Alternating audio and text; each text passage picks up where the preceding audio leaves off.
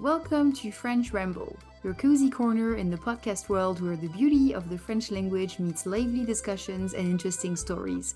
Whether you're taking your first steps in French or looking to immerse yourself further, join me for a fun and slow paced journey through book reviews, cultural deep dives, personal tales, and travel escapades. So, grab your favorite drink, get comfortable, and let's explore the richness of French life and language together. Bienvenue et bonne écoute! Aujourd'hui, je vais vous parler de mon apprentissage de la conduite. Donc, c'est un sujet un peu technique, donc vous pouvez trouver dans la description de l'épisode une liste de vocabulaire de la voiture et conduire, etc. Donc j'espère que ça vous aidera. In English, real quick, because this is a pretty technical topic, you can find in the description of the episode a list of vocabulary, like car driving related vocabulary. And it's not personally my favorite topic in the world. I just think that it's, kind of different and it's always good to know basic words like, I don't know, car and slowing down, accelerating, da da da da. Da. So you have it there. Avant de commencer à parler de ça, je n'ai pas publié d'épisode depuis assez longtemps parce que la vie est un peu folle en ce moment, justement parce que j'ai commencé à apprendre à conduire et puis aussi parce que j'ai eu un petit changement de projet de vie depuis quelques mois. C'est rien de, de dramatique, mais je vous en parlerai dans le prochain épisode. Donc, j'apprends à conduire. Donc oui, j'ai 29 ans et je n'ai pas le permis de conduire, driving license. Je n'ai pas le permis de conduire parce que j'ai grandi en ville et dans ma ville à Nantes, en France, il y a beaucoup de transports en commun. Donc en fait, c'était pas vraiment nécessaire. Et puis ensuite, j'ai déménagé à Toulouse pour aller à l'université. Et là aussi, c'était pas du tout nécessaire. Et puis, je suis partie de chez mes parents très jeune et donc j'avais pas le budget en fait pour passer le permis. Et en plus de ça, ma maman ne conduit pas. She doesn't drive. Donc, et mon père n'habitait pas avec nous. Donc, en fait, j'ai vraiment grandi avec les transports en commun. Et donc, c'était pas une évidence. C'était pas, it wasn't obvious for me to get a driving license, like it could be in the US, for example, or like in other countries. Et c'est ça aussi, c'est, je pense, un peu culturel. Je pense que c'est pas si rare d'avoir des gens dans la vingtaine, like in their twenties, qui n'ont pas le permis de conduire en France, parce que, comme je vous dis, culturellement, on est beaucoup plus habitué à prendre les transports en commun. Donc voilà. Alors pourquoi maintenant? Bah parce que j'habite dans, dans le fin fond des montagnes et donc j'ai besoin d'une voiture. Aussi, j'ai deux chiennes maintenant. Donc avant, quand j'avais pas de chien, j'ai voyagé pendant des années. C'était très facile. Je prenais le bus, je faisais du stop, je prenais des trains, des avions. Enfin, c'était très facile. Mais maintenant que j'ai pas une, mais j'ai deux chiennes et aussi un chat depuis pas longtemps, c'est pas possible en fait de me déplacer avec mes chiennes en transport en commun. C'est littéralement impossible parce que les trains en Espagne n'autorisent qu'un seul chien, only one dog. Donc c'est compliqué. Et puis bah, pour mon projet dont je vous parlerai la semaine prochaine, enfin dans le prochain épisode, c'est complètement nécessaire d'avoir une voiture. Donc j'ai dit ok, ça fait longtemps que je dis ah cette année là, là, je vais passer le permis. D'ailleurs, by the way, euh, quand j'habitais à Londres, juste avant la pandémie, j'avais déjà commencé à passer le permis et parce que je voulais faire van life, etc. Et j'avais passé l'examen théorique. Alors en français, l'examen théorique, on l'appelle le code parce que c'est le code de la route. Euh, et donc j'avais passé le code le jour avant le lockdown, avant le confinement. Et j'avais fait zéro faute et like no mistakes. Et donc j'avais pas pu apprendre à conduire parce que tout a été fermé comme ça, littéralement le jour suivant. Donc, j'avais pas pu apprendre à conduire. Et puis ensuite, quand le monde s'est un peu réouvert, j'ai recommencé à voyager. Donc, encore une fois, c'était pas possible et pas vraiment nécessaire. Et donc, voilà. Donc maintenant, ça fait 1 an que je suis ici. Et depuis que je suis arrivée, et d'ailleurs, Aigle, une élève à moi s'appelle Aigle, si elle écoute ça, elle va rigoler parce que ça fait littéralement depuis que je suis arrivée que à chaque cours presque, elle me demande, alors, tu as commencé à étudier pour le code? Et à chaque fois, je dis, j'avais des excuses. En fait, j'avais des excuses. Et puis quand en juillet, j'ai eu une petite période de questionnement existentiel sur mon projet de vie, etc., j'ai dit, OK, j'ai pris la décision de mon, comment dire, j'ai décidé de mon plan, quoi, de vie. Et j'ai dit, OK, première étape, le permis, j'ai pas le choix, je dois le faire. Et c'est, voilà. Alors, par exemple, en parlant de permis, il y en a qui savent pas conduire ici et qui n'ont, c'est interdit de klaxonner comme ça. C'est interdit, hein. Et donc, ah oui, j'avais aussi un peu peur parce que j'ai toujours eu un peu peur en voiture. Et en fait, maintenant que j'ai déjà commencé à apprendre à conduire, je pense que ça venait du fait que c'était pas moi qui contrôlais la voiture. Et moi, je suis un peu control freak. Et donc, j'avais toujours un peu peur en voiture parce que je contrôlais pas la situation. Et donc, c'est aussi pour ça, je pense que j'ai autant attendu, c'est par peur, vraiment. Et donc, voilà. Donc, c'était quand? C'était en juillet que j'ai eu cette période super existentielle et j'ai décidé de commencer à étudier pour le code en Espagne, parce que j'habite en Espagne. Donc, c'était compliqué parce que, bah, déjà, beaucoup de vocabulaire à apprendre que je ne connaissais pas. Par exemple, bah, des choses que les gens locaux, les Espagnols, savent. La différence entre bah, trottoir, rue, route, voie, voie, chemin, enfin tous ces mots-là, en fait, moi, je connaissais pas, enfin, je connaissais vaguement en espagnol, mais pas plus que ça. Et donc, j'ai étudié tout ça et aussi les questions. Mais parfois, alors, c'est ridicule parce que j'ai passé le code en Angleterre et j'ai trouvé ça très facile. Et c'est vrai que la majorité des questions, bon, il y a quelques questions de que signifie ce panneau?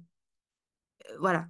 Mais c'est beaucoup des questions de logique, en fait, de bah, s'il y a un accident, qu'est-ce que tu dois faire? Ou des choses comme ça. Donc ça me paraissait très facile. Mais alors ici, pouf, il y avait des questions. Alors, encore une fois, il y avait des questions idiotes comme si tu bois de l'alcool, A, tu vas être très content, B, c'est dangereux de conduire, C, tu vas dépenser beaucoup d'argent. Non, mais vraiment, il y avait des questions comme ça. Et après, il y avait des questions. Oh, tu arrives à une intersection, et il y a un cycliste, il y a des animaux, un camion, le feu rouge, un stop, un truc, qu'est-ce que tu fais? Et vraiment, moi, quand je voyais ces questions, mais je pensais, mais oh, je sais pas.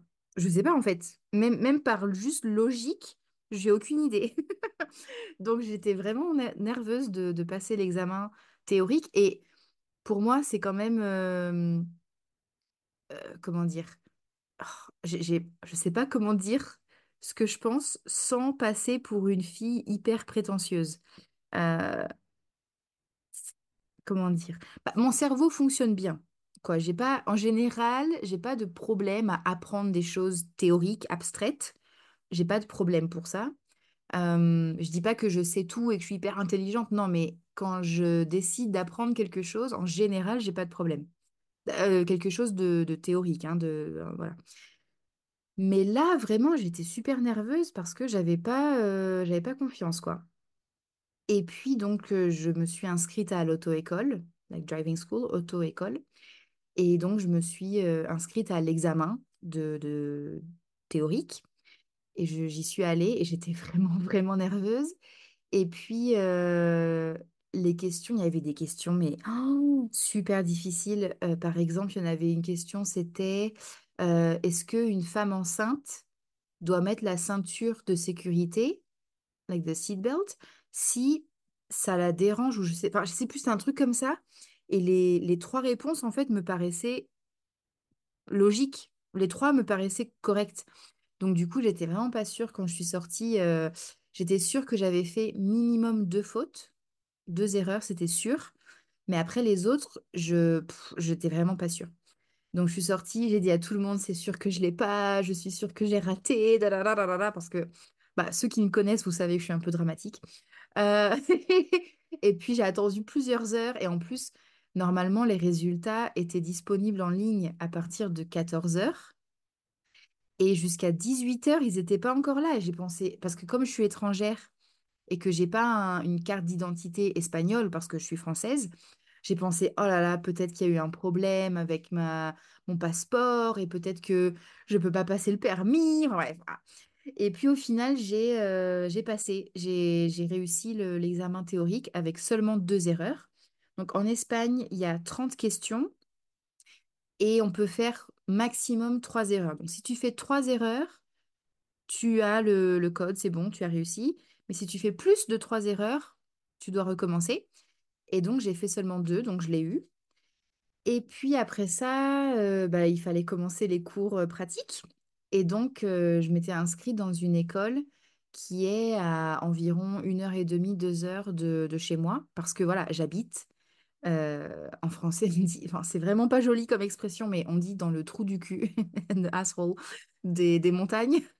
Et donc, c'est compliqué d'aller partout, en fait, c'est compliqué. Et donc, je m'étais inscrite dans cette école parce qu'elle était assez proche et aussi elle était moins chère. Et aussi, la secrétaire, enfin la femme à qui j'avais parlé au téléphone, était vraiment super gentille. Donc, je m'étais inscrite là. Donc, je commence le premier cours pratique avec le prof et ça se passe bien et j'étais trop comme waouh, je conduis. Enfin, pour moi, c'est trop cool, etc. Mais c'est vrai que dès le premier cours, je devais directement gérer les pédales parce que c'est un permis, enfin, c'est une voiture manuelle. C'est pas automatique, c'est manuel, donc je dois changer les vitesses, etc. Et donc je devais gérer les pédales, les vitesses, regarder dans les rétroviseurs, regarder la route, le volant, etc. Et je devais tout faire dès le premier cours, quoi. Donc c'était un peu stressant, mais bon, voilà. Et j'ai dit à mes sœurs, donc j'ai trois sœurs, et deux de mes sœurs ont passé, elles sont plus jeunes que moi, mais elles ont passé le permis, une il y a 6 mois et l'autre il y a un an. Et donc, non, si c'est ça à peu près.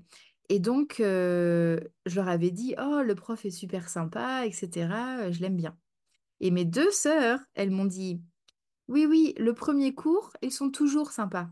Après, tu vas voir, il va pas être sympathique. He's not gonna be that nice. Et j'ai dit non, non, non, il a l'air vraiment sympa. Eh bah oui, mes petites sœurs avaient raison. En effet, à partir du deuxième cours, il est devenu mais hyper méchant. Like just mean. Like plain mean et humiliant. Et il me disait comme accélère, accélère. Comme ça, il roulait il regardait, comment dire, il levait les yeux au ciel. Like he was rolling his eyes like so frustrated, like, tellement frustré. Et il disait des choses comme ça. Et en fait, il regardait son téléphone pendant que je conduisais. Et ça, déjà, c'est pas légal parce que légalement, c'est lui le conducteur de la voiture. Donc, il devrait pas regarder son téléphone. Il n'est pas passager comme ça qui se repose, quoi. C'est lui qui conduit. Parce que s'il y a un piéton ou like a pedestrian, s'il y a quelques situations comme ça d'urgence, c'est lui qui réagit. Moi, je ne sais pas conduire, surtout au début. Et donc, ça me stressait énormément. Et puis, sa voiture, c'était de la merde was absolute shite, his car. Et donc, par exemple, le clignotant. Alors, je suis désolée si vous êtes mes élèves déjà, vous avez déjà entendu ces histoires parce que je vous les ai déjà racontées. Mais bon, le clignotant, so like the indicator, when you're turning left or right, you have to, little blinky light. Donc, le clignotant, clignoter is to blink. Donc, le clignotant, en fait, il était un peu, je sais pas comment dire en français, mais was a bit loose. Donc, quand tu tournes à droite, tu lèves la manette, le bouton du clignotant. You put it up, right? When you turn it right, you put it up. When you turn it left, you put it down. Like you push it down. Bah, en fait, son clignotant, quand je le levais, pour tourner à droite, il retombait, like it would fall back down, mais pas pour s'éteindre, non, to be turned off, mais pour signaler à gauche. Donc, moi, je pensais que les gens autour de moi savaient que j'allais tourner à droite, mais eux, ce qu'ils voyaient, c'est que j'avais la lumière de tourner à gauche, left. Donc ça, déjà, c'est hyper dangereux. Et je lui ai dit au prof, j'ai dit, mais pour rigoler un peu, quoi, j'ai dit, oh là là, ton clignotant, vraiment, je le déteste, hein. Et il a dit, non, mais c'est toi aussi, il faut être plus délicat, blablabla. Et en fait, c'était tout le temps ça. Dès que je faisais quelque chose, c'était toujours mal. Et c'était dit d'une manière pas du tout constructive, en fait. Et le truc, c'est que moi, je suis prof, donc je comprends la frustration parfois de devoir expliquer pendant 5 heures non-stop la même chose. Je comprends, mais c'est pas la faute des élèves. Et si on n'est pas capable de gérer notre propre frustration, eh ben, on devrait pas être prof. Et puis c'est tout. Et donc, ça a continué et à chaque fois, c'était pire. Et vraiment, comme j'avais mes l'angoisse, like, l'anxiété d'aller conduire, enfin, c'était horrible. Et puis, les 2 derniers cours, on a pris l'autoroute, like the highway. Et donc, on était sur l'autoroute. Et ça, c'était la troisième fois que j'étais sur l'autoroute de toute ma vie.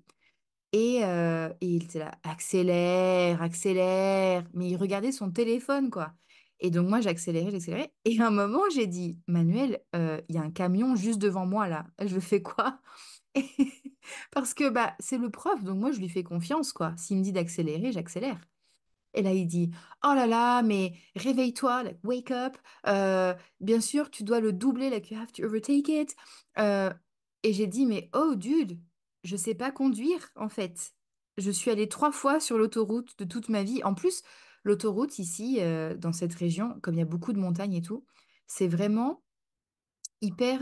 Il y a beaucoup de virages, like a lot of curves and like turns and stuff on the freaking highway. And it's like uphill, downhill, tunnels because it goes through the mountains, right? So it's like, it doesn't feel like a just like straight highway that you just kind of chill and, make sure you don't bump into anyone and you're good. Non, non, non, like, c'est hyper difficile. Donc, bref, j'ai dit à Manuel, j'ai dit, wow, mais en fait, je sais pas conduire. Donc, comment tu veux que je décide toute seule, ok, je vais doubler un énorme camion sur l'autoroute dans les virages. Mais il est fou. Et donc après, on s'est arrêté en ville et je lui ai dit, j'ai dit, écoute, vraiment, ne me parle pas comme ça en fait. Parce que quand tu cries comme ça sur moi, bah, mon cerveau se bloque parce qu'en plus, il y avait des fois, on était en ville, quoi, avec plein de voitures, plein de gens, plein de ronds-points, like roundabouts, et plein de trucs. Et lui, il me hurlait dessus. Like, he was literally shouting at my face. Euh, et j'ai dit, mais en fait, je peux pas apprendre comme ça. Personne peut apprendre comme ça, je pense. Et surtout, quand tu me cries dessus, moi, je suis toujours en train de conduire et je suis toujours en alerte totale de est-ce qu'il y a des piétons, est-ce qu'il y a truc. Donc, c'est pas possible. Et donc, j'ai annulé le dernier cours que j'avais avec eux et j'ai décidé de trouver une autre auto-école parce que je voulais pas continuer avec lui parce que je me sentais pas safe. Et en plus, je trouve qu'il est vraiment pas respectueux, ce prof. Et en plus de ça, je voulais pas passer l'examen. Donc, en fait, l'examen ici pour passer le permis de conduire, euh, c'est avec l'examinateur qui est derrière, donc qui est in the back of the car, le professeur qui est à côté de toi, et c'est dans la voiture du professeur. Et moi, j'ai dit, c'est hors de question que je passe l'examen dans la voiture de ce prof. Déjà, le prof, il m'énerve, mais en plus de ça, sa voiture, c'est de la merde, parce qu'avec le truc du clignotant, with the blinker thing, like the indicator thing, euh, le prof, il va pas admettre à l'examinateur, oui, il y a un problème avec le clignotant. Like he can't admit that his car is faulty because that's not legal, right? To be driving with a car like this and to be teaching on a car like this, right? So he's never going to admit that. Alors, l'examinateur, il va penser que c'est moi qui suis stupide et qui mets le clignotant mal. Donc, j'ai dit non, c'est mort, c'est non, je veux pas passer l'examen avec lui et surtout, je veux pas continuer à payer beaucoup d'argent pour apprendre comme ça, c'est pas possible. Alors, j'ai trouvé une autre école qui est beaucoup plus loin parce qu'il n'y a pas beaucoup d'options dans cette région, quoi. Enfin, j'habite super loin de la ville, mais j'ai trouvé une autre école avec une prof femme. Et oui, oui, peut-être que c'est un peu sexiste, peut-être. Mais moi, en général, dans la vie, bah, c'est vrai que j'ai beaucoup plus confiance, en fait, dans les femmes. Et surtout, j'ai beaucoup plus, comment dire, j'ai, j'ai plus la patience pour les hommes. Ça, c'est un autre sujet pour un autre épisode, mais vraiment, comme ça m'intéresse pas en fait. Et c'est pour tout, hein. Si je cherche un vétérinaire, bah, je vais chercher pour mes chiennes, je vais chercher une femme. Si je cherche un docteur de quoi que ce soit, bah, une docteur, je cherche une femme. Si, je sais pas moi, je cherche un prof pour apprendre les langues, bah, je vais chercher une prof femme. Enfin, voilà, donc là, déjà, de mon côté à moi, j'allais être plus réceptive. Et franchement, je sais pas si c'est parce que c'est une femme ou si c'est parce que c'est sa personnalité, mais elle est géniale. Elle est, donc ma nouvelle prof, quoi. Elle est trop cool. Je sens vraiment que j'apprends et que je progresse. Elle est hyper gentille quand elle me dit les choses. Elle est exigeante, like she's quite demanding and quite strict, mais avec de la gentillesse. Donc, elle me dit pas comme accélère, accélère. Elle me dit comme allez, ma chérie, on accélère un peu. Et à chaque fois qu'elle dit ça, c'est comme si elle me faisait un câlin à mon cœur. It's like she hugs my heart every time she says stuff like that. Et en plus, en espagnol, il y a beaucoup d'expressions comme ma chérie, ma vie, mon ciel, des trucs comme ça. Et donc, oh, c'est trop bien. Et donc, voilà. Donc, je sais pas encore quand j'aurai l'examen. Pratique, finale. Mais en tout cas, pour le moment, j'ai vraiment l'impression que je progresse et donc je suis vraiment contente de ça parce que ouais, c'était vraiment compliqué au début, les cours de pratique, quoi, de conduite. Euh, donc voilà. Et puis sinon, bah quoi d'autre qu'est-ce qui s'est passé? Bah rien. Bon, voilà, il y a des jours où je conduis bien, des jours où je conduis mal. Et puis, ouais, voilà, quoi, petit à petit. Alors, bah, je vous dirai, je vous tiendrai au courant quand j'aurai le permis. Parce qu'en plus, c'est ça, c'est que moi, j'ai pas le choix, en fait, parce que c'est la première étape de mon projet de vie. Donc, j'ai pas d'autre option. J'ai pas de raccourci, like shortcuts, j'ai pas d'option plus facile, enfin, j'ai pas le choix, donc je le passe. Et en plus, quand je vois la quantité de gens complètement idiots qui conduisent, qui ont le permis de conduire et qui conduisent, je me dis, quand même, moi qui suis assez sérieuse et assez safe, etc., bon, je devrais y arriver, quoi. Bon, donc bref, j'espère. Ça se trouve, dans 6 mois, je vais vous dire, j'ai toujours pas le permis. Non, non. Donc voilà, c'est tout pour aujourd'hui. Alors dites-moi vous si vous avez des anecdotes ou des expériences comme ça un peu intéressantes d'apprendre à conduire ou bien de conduire déjà en ayant le permis. Si vous avez des conseils ou je sais pas, des choses à me commenter sur ce sujet, dites-le moi. Et puis, bah, c'est tout pour aujourd'hui. À bientôt!